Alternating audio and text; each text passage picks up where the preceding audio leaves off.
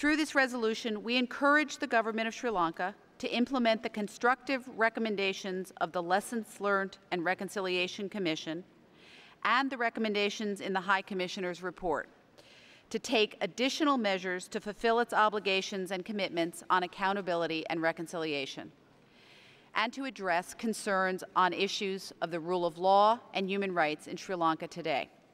The United States stands ready to assist with this vital work.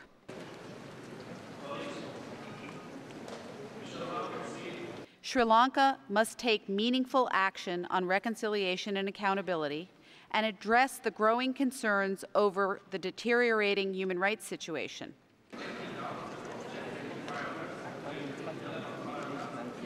I must stress that those genuinely concerned about the future well-being of the people of Sri Lanka should encourage the country in its ongoing reconciliation process rather than single it out for disproportionate attention of this Council.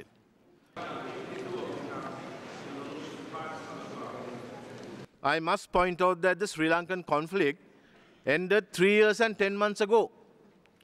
There are other ongoing conflicts and reported violations of rights as we speak in several parts of the world. Our concern is why this preoccupation with Sri Lanka.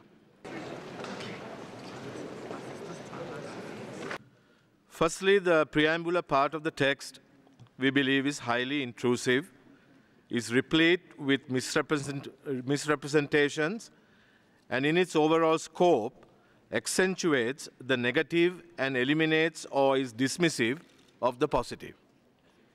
It also casts aspersions upon domestic processes that are ongoing without any foundation. We reiterate our call for an independent and credible investigation into allegations of human rights violations and loss of civilian lives. We urge Sri Lanka to take forward measures to ensure accountability.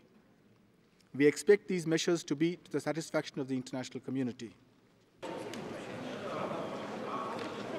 Sri Lanka needs to be given the time and the space to address those challenges in a comprehensive manner by completing its domestic reconciliation process. What it does not need is to be subjected to highly critical and intrusive decisions by this Council.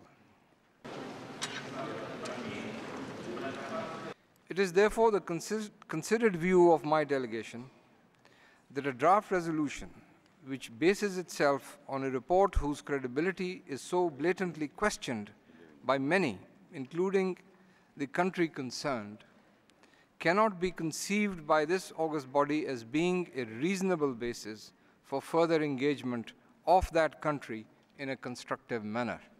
The results of the recorded votes are as follows: 25 in favor, 13 against, 8 abstentions.